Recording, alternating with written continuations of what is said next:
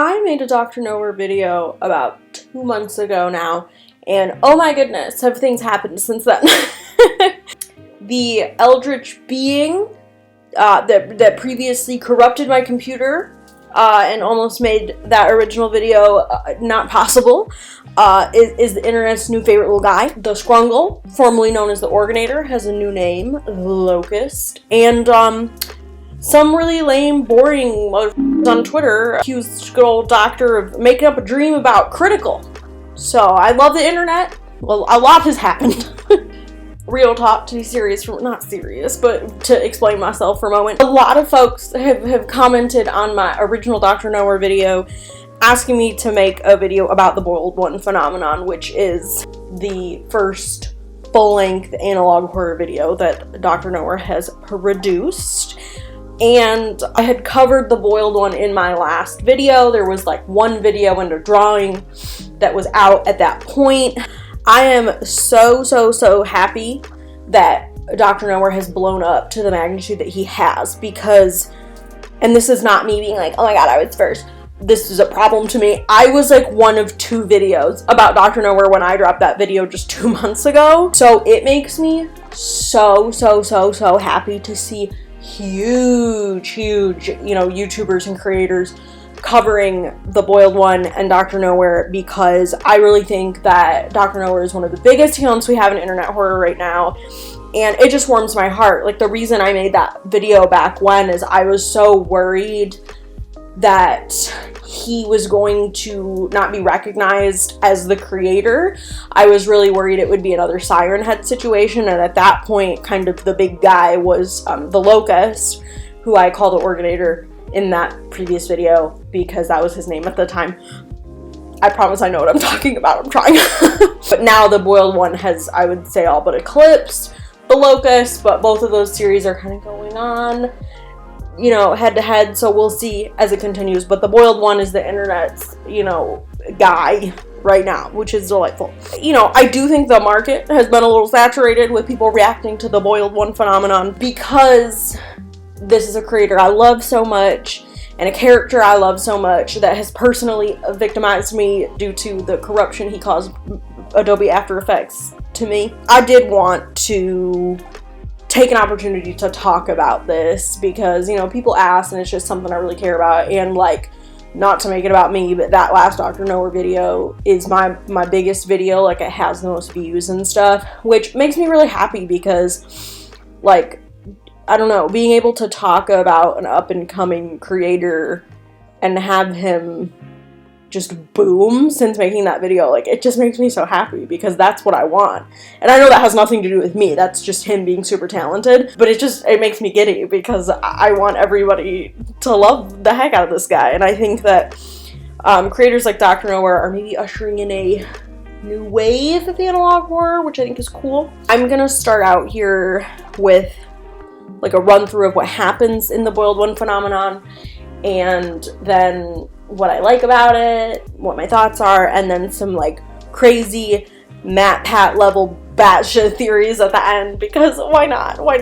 My little brain was ticking while watching this. Thank you so much to everyone who has suggested this and has wanted this. I did go out of my way. I have not watched anyone else cover this video because I really wanted to go in with my own thoughts. I've seen the video several times at this point, of course, but I have avoided any analysis because I wanted to come at it fully with my own views, because that's not something I've really been able to do on my channel before yet, because I've covered huge series like the Walton Files and the Mandela Catalog and stuff like that.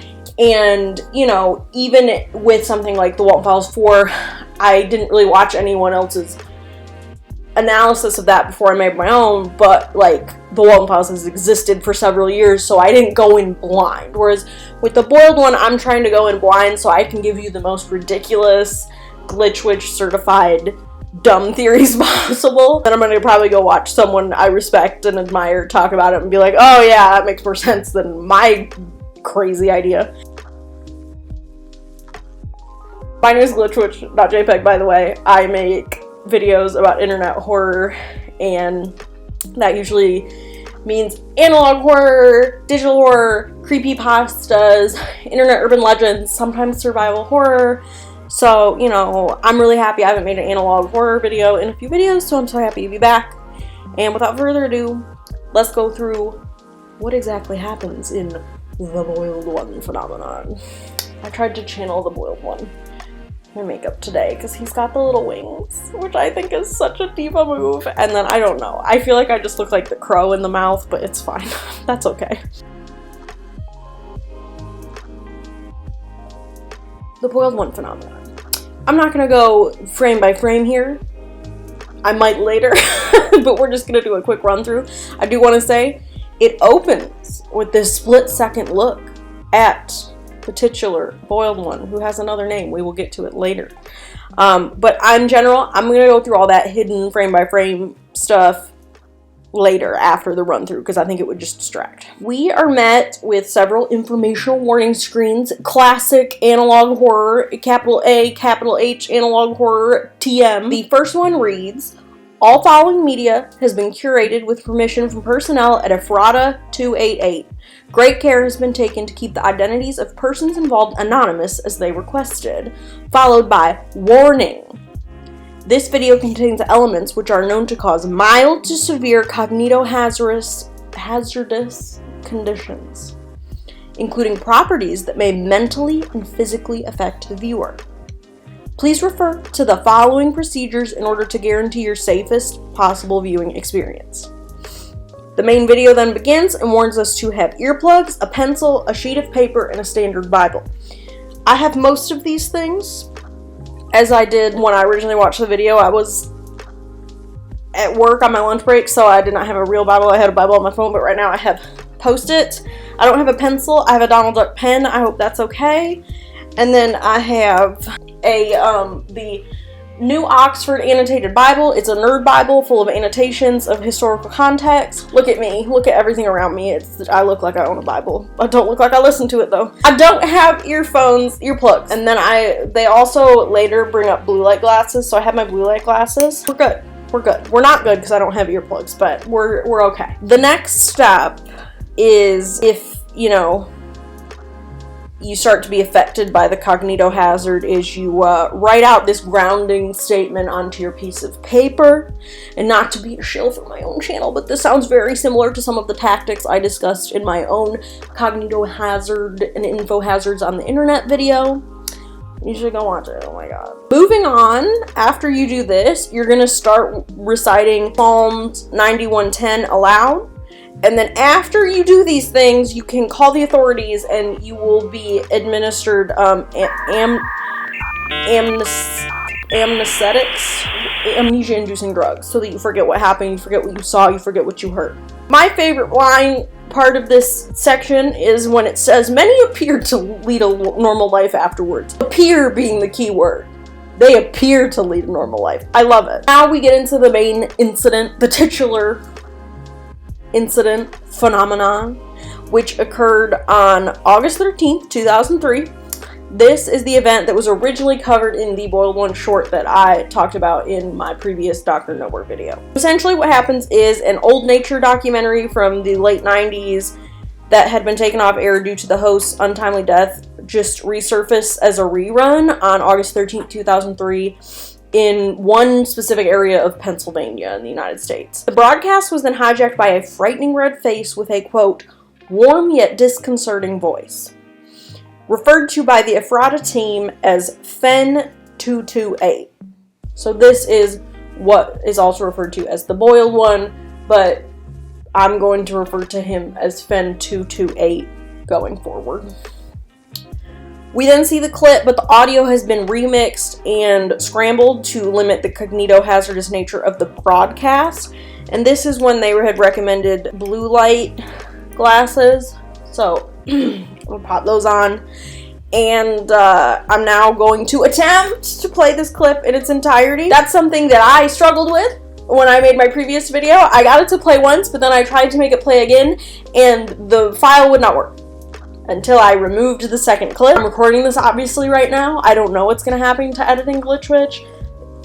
Clearly, Fen228 lives in my house and my computer already, so it's fine. Hopefully, he'll let me play this. I know it sounds like I'm joking. I genuinely was so freaked out the first time I did this.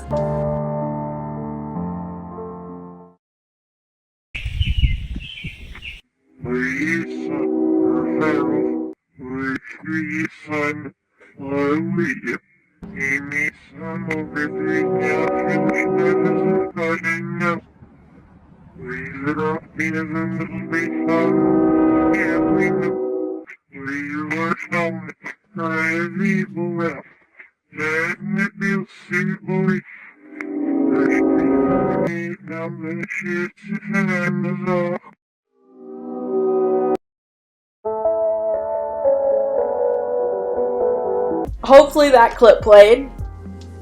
Please, Fen228, work with me here, bud. I'm trying to spread you around. That should make us hang out and be friends. So 530 Pennsylvanian residents viewed this hijack, which is referred to as broadcast 813, and it left them feeling a little icky, feeling not so good.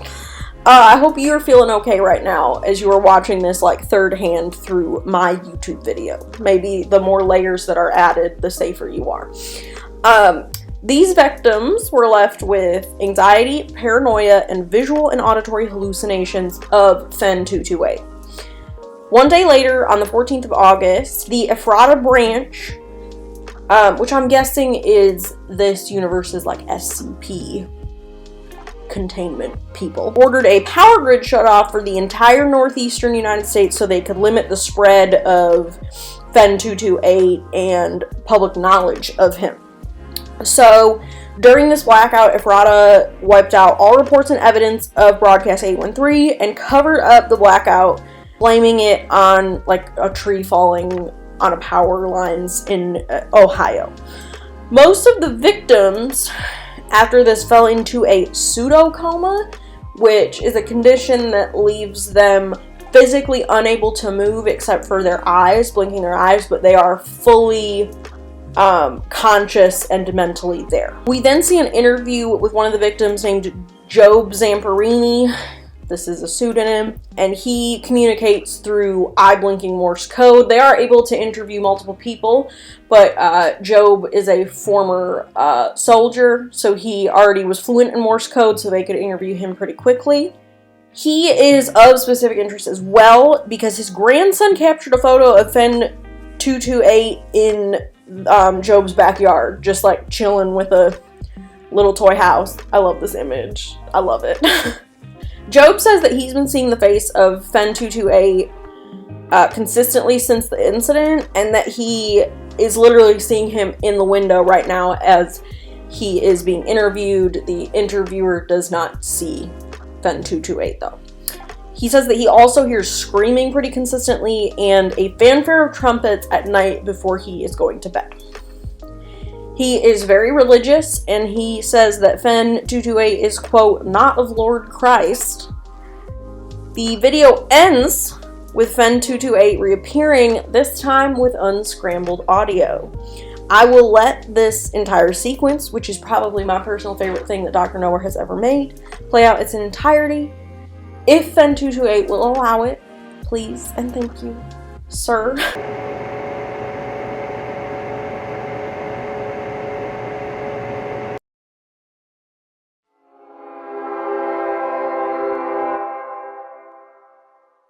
Listen closely. Do you hear it? You will hear the laughter of thousands as the sky opens up. You will hear the trumpets play their happy sounds. The scalding blood of life will pour down onto us all. Together, we will be still. Together, a feast fit for a king. Together, welded by love and purest connection. Be still.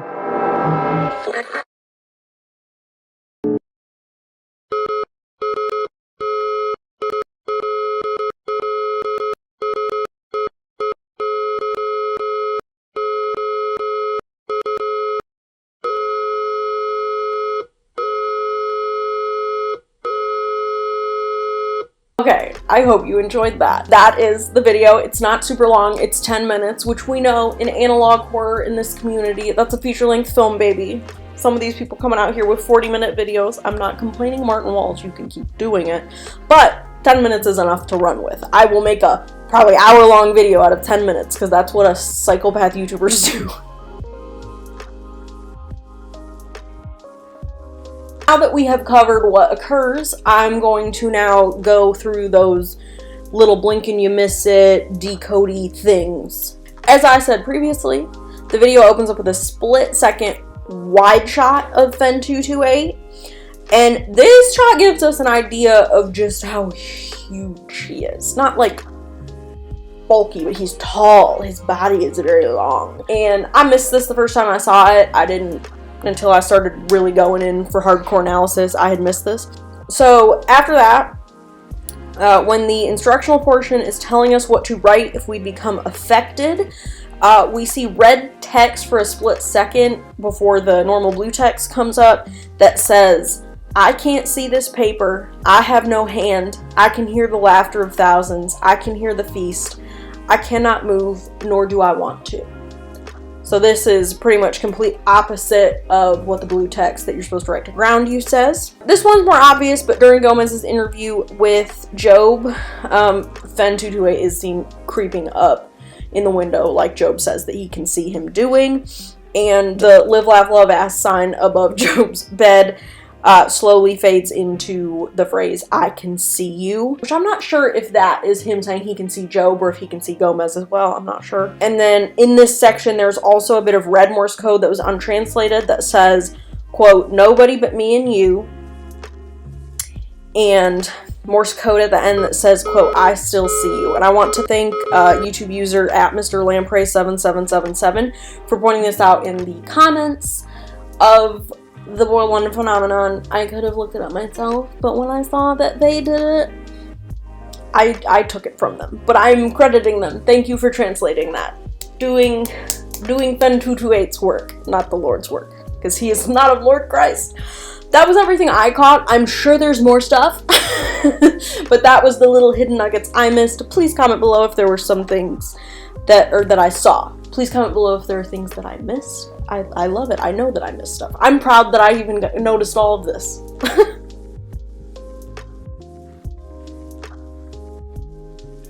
Before I get into crazy batshit analysis territory, I just want to talk about why I love this so much. I love it. I love it. It makes me happy that other people are liking it. I am seeing some people criticize it and say it's too derivative, and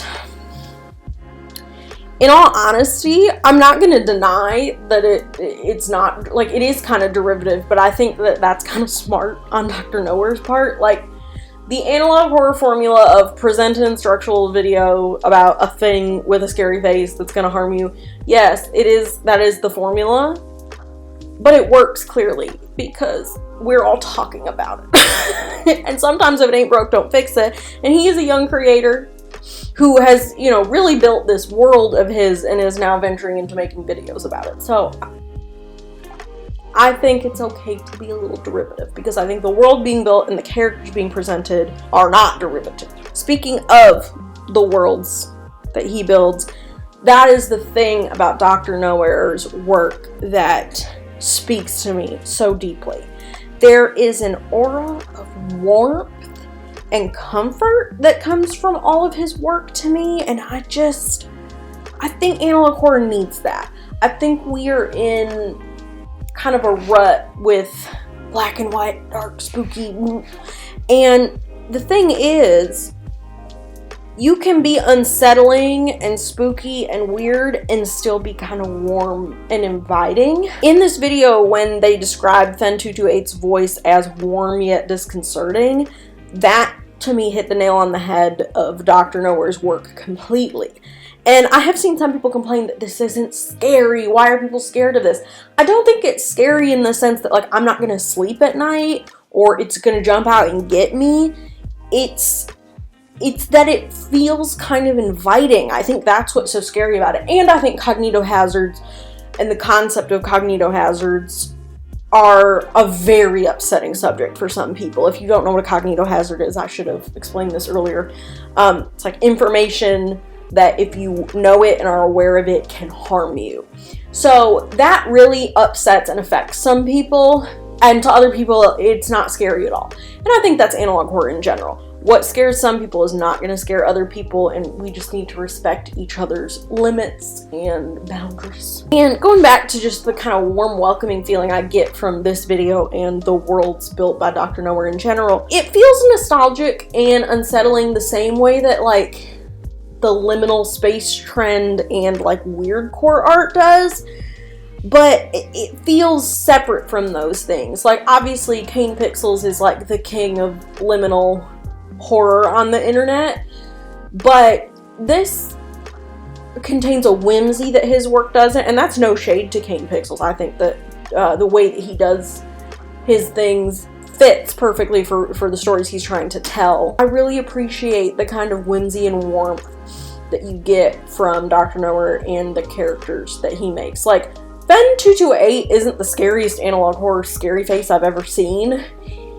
He's weirdly welcoming. Like I said, I would listen to this thing. I would probably fall for it. So I get why they're working so hard to get people to not, because the voice is kind of warm. I do think that analog horror is shifting to pull from more recent nostalgia of the 2000s, and it feels a little more authentic because the people were like making it were actually alive. And as a elder Zoomer, the world of Broadcast 813 feels very tangible to me. Like, I was young enough for everything to be remembered through kind of like rose-colored glasses, but old enough to remember at the same time. Other, you know, internet horror works that succeed with this kind of era and capturing this kind of era are like Cheskit's Archive and The Oldest View. Kane Pixels mentioned him earlier. The Boil One Phenomena's greatest trait that makes it stand out against these works is that warmth. I know I've said warmth like 500 times, but it gives me the warm fuzzies. I don't know why. Like, it feels, watching this video feels like standing outside in the sun to me. As I'm saying it out loud, I think it sounds so much weirder than it does in my head. I should be like scared shitless by that final monologue, or laugh at it, I guess, like some people have, I don't know. But instead, I'm like enraptured by it. I'm like, keep talking. I want to know what else you have to say. His voice is very comforting to me, and the bright sky is beckoning to me. It's beautiful. And then it's almost too late. I'm looking, I'm captured by it. And then the sky rips open and starts bleeding.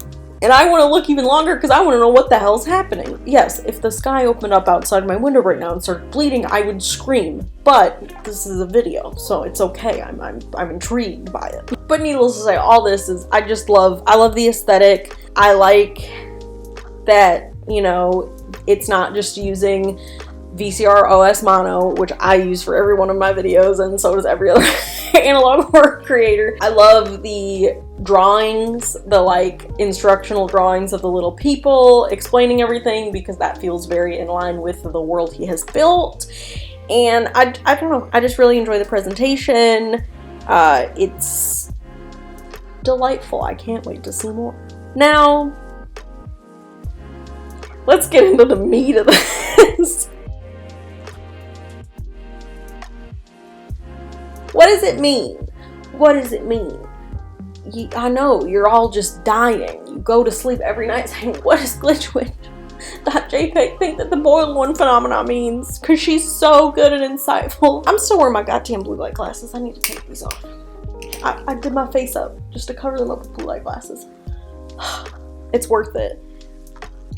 Girls, gays, theys, do you also risk cognitohazardous information so that the internet can see your mug? Yeah, you do. I think the first thing to get out of the way, and I have a few theories, but they all kind of branch off of each other. So let's get the annoying part out of the way. Religion. If you can't tell, if you're a new viewer to glitchwitch.jpg, I like religion. I like Christianity and Catholicism. I am not Christian and I am not Catholic, but boy do I think it's neat. And, I think that religion, specifically Christianity, is a very go-to topic in internet horror at this point, in horror in general, but it is certainly present in a lot of popular internet horror. I'm sure some people are sick of it. I'm sure some people rolled their eyes when they started talking about he is not of the Lord Christ, but I'm eating that shit up like I'm a pig in its slop. I tell you what, I love it. Look at me. Look at my necklace and my wedding ring and Catholica and a hymnal for the youth, and there's a church there. There's literally a wall of crucifixes to my left. I record these videos sitting on a pew, a real church pew, in a room that I call the chapel. So yeah, I like my main personal theory, because all this is going to be heavily religious, so just deal with it. You can get mad at me, I don't care. We're going hardcore on the Christianity. I personally believe, and I'm looking down at my notes because I had to write all this down so that I knew what I was talking about, which I still don't really know what I'm talking about. I used to bully Wendigoon for his crazy analog horror theories, and you live long enough to become the villain, I guess. My main theory is that I think that Fen228 is working on behalf of what we call the Christian God. I believe that he is some sort of, and I'm sorry to say it, I know it's done to death. I think he's an angel. Angel of the Lord. An angel of the Lord. An angel. An angel of the Lord. Angel of the Lord. An angel. When an angel appears. And an angel of the Lord. An angel of the Lord. Angel, the angel. Our angel. I think he is some sort of angelic creature. And I know we've done angels to death in analog horror. I made a whole video about angels in internet horror. Angels everywhere. Rarely are they actual angels though. They're like, there's something else going on. This thing, I think, is an actual biblical freak-ass angel. What the hell? Oh my God, no way, yeah. I think that he is bringing on the end times, not textbook following Revelation. I pulled out my Oxford annotated Bible for this one, and then my cat proceeded to rip through the pages. Thank you, Walter. To reread Revelation, see what matched up, see what didn't. And, I think that he physically resembles something like the red dragon more than the angels described in Revelation. But I'm throwing the whole damn book out because Revelation is not supposed to be accurate to what the end times will actually look like. It is a political piece of writing that is very specific to turmoil going on within the Eastern churches, Christianity, at the time that it was written. So I'm not going to get into all that right now. You're watching me to talk about the little scrungle, not to talk about hundreds of years of Christian politics. I think this story is like a different interpretation of end times than your standard Revelation. I believe that Fen228 is appearing and affecting deeply religious individuals like Job and effectively rapturing them. The initial point of contact is via the broadcast because he knows that's a way to access a lot of people in the modern age. Rather than their bodies being lifted up into the sky like typically is depicted of raptured folk, the people fall into this coma and they live simultaneously mentally both on earth and in the spiritual realm of whatever heaven is in this world. I like this idea because I think that the reality of heaven here is clearly like so upsetting and untangible to a human that even a very religious man like Job is freaking out and thinks it's evil because his brain cannot process it. It's not like textbook evil, it's just so overwhelming and noisy and chaotic that a basic creature like a human is not equipped to handle it, whereas an angelic being like Fen228 or Eldritch being or whatever you want to call him it's just every day. He's used to that. It's normal. And I think he's kind of like, it's fun. Like, we're hanging out. It's not a big deal. With the abstract nature of angelic beings in the Old Testament and later, like, who's to say that heaven and the things that inhabit it would not be freaky as hell? Freaky as heaven, excuse me. I do love the idea that the things that Christians have been worshiping are in reality so repulsive to them that they refuse to believe that it is the Christian creature in question, and they say that it's not of Lord Christ. It's like, no, that's Lord Christ's best buddy. I don't know what to tell you. And I think it's funny because in reality, a lot of modern American Christians have fully ditched Jesus' actual teachings and warped the religion to fit their kind of hateful ideologies. So that's my second theory. My sub-theory is if he is not coming to rapture the faithful and it's just not what the faithful had in mind, I think he could be coming to punish individuals who think they're the holiest of holy and better than everyone for being perfect Christians, and giving them a taste of, I don't know, hell, purgatory, something. And again, this is a reach. I don't think this is actually the case, probably. I definitely prefer my idea that it's just an angel rapturing people, and heaven's just not as fun.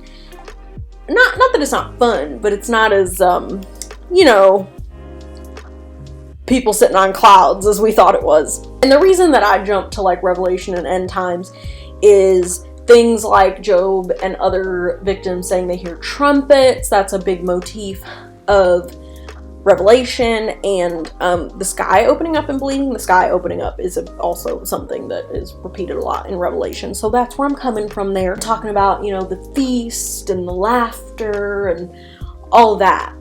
I don't know. It just seems right to me.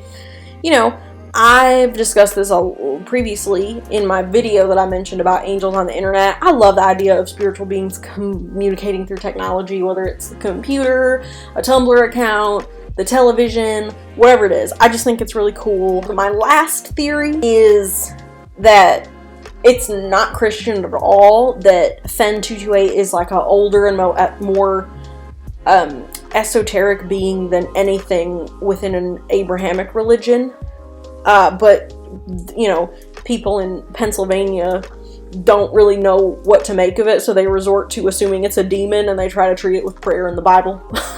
I do think no matter what my theory is, so this kind of X's out my, like, punishing the corrupt Christians theory, but I don't think Fen 228 is intentionally evil. I think that it thinks it's spreading something good to humanity, even if maybe, like, in practice it's not good. I think it thinks it's giving us a gift. It seems that he is benefiting from gaining victims. I think he grows physically larger and gets more limbs the more people slip into his coma and I guess effectively into his realm or into his control.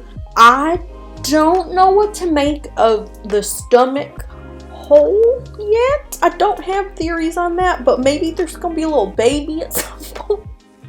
Wouldn't that be cute? But again, because of the weird warmth that I get from him, because of that final monologue, it's threatening because it's this giant red thing saying it to you, but if you close your eyes and just listen, I do think he has good intentions. And that's why I do like my he's rapturing people idea. And I also like the idea of like an end times where people aren't getting punished if they're not Christians. He's just scooping up the faithful, I guess. I don't know. But that's my crazy theories. I kind of don't want him to be an angel just because there are so many in analog horror already. But it just, I don't know, it feels right to me. I love angels, if y'all didn't know. Like, I have this O Phantom tattoo. I love angels. I think they're very cool. But at the same time, you know, I do kind of want this guy to be his own thing. I guess the strongest thing that I am most confident about in my theory is that his intentions are good. I don't think he's malevolent. I don't think he wants to cause pain, even if he is causing pain. I think his concept of suffering and pain is not the same as ours. I do think he's a little guy that I enjoy. You know, I've seen people be like, this is the scariest thing I've ever seen. It's not the scariest thing I've ever seen. It makes me feel warm and fuzzy, which again, it could be because I have invited this thing to live into my house months ago. So maybe he's just been warming his way into my little brain. And he made me make this video. I don't know. It sounds like I'm joking. I can't wait to see where this series goes. I know there are more things planned. I am part of the Dr. Nowhere Patreon. You can join for $1. I recommend you do. I'm not telling you anything he told me in there. He didn't tell me personally anything. I'm not saying anything he posted in there though, because it's $1. Just join it yourself. But I can say that I know that there is more World 1 coming, because he said that on other social media platforms. That's not exclusive information. There is a Boiled 1 plushie being produced via Makeship. I think the initial campaign has ended. I pledged $2 to like get it funded. But I do think probably once it's like actually listed on the Makeship site as like a product, you may be able to order it like at full price later. But it did get 100% funded, so I went ahead and got that. Same Makeship is the same people who made my little Mr. Manticore here. Very good quality. So I was a little scared, honestly, to invite a physical manifestation of Fen228 into my home after what he's already done to me, but, you know, I said, look at that little face. How can I say no? So he'll be with me in fall of 2024 if I'm still alive after exporting this video from After Effects. Please let me know what you think of Dr. Nowhere and the Boiled 1 phenomenon. I want to hear your crazy theories. This is a safe space. You can just spout off whatever bullshit you want, because it's fun. It's fun to theorize, especially in a project like this, its infancy.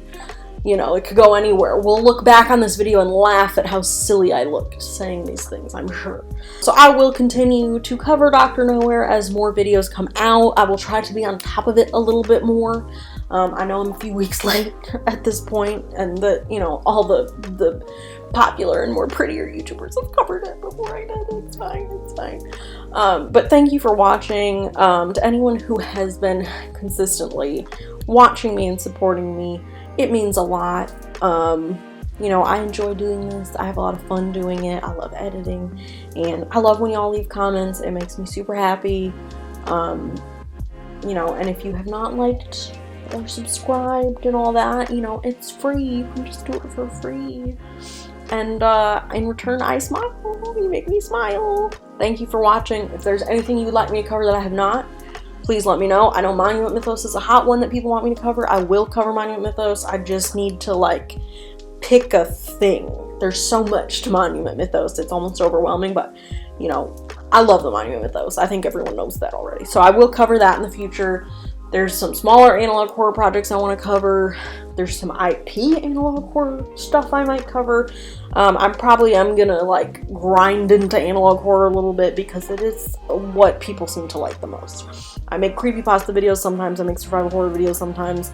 They don't do as well as analog horror. And I know I shouldn't bend to the algorithm, but I also like analog horror, so I'm not gonna complain. I really, when I started this channel, I thought that no one would want to hear about analog horror, so I was like hesitant to make analog horror based content. But y'all love it, so thank you. So yeah, any ideas, I will cover it. I love to research, even if it's something I'm not familiar with. I'm happy to, you know, learn something new and find something new to cover for this channel. So thank you so much for watching. You know, keep your blue light glasses on, keep your earplugs in, or just let Fen228 into your heart and mind like I did. I'm doing okay, right? Bye.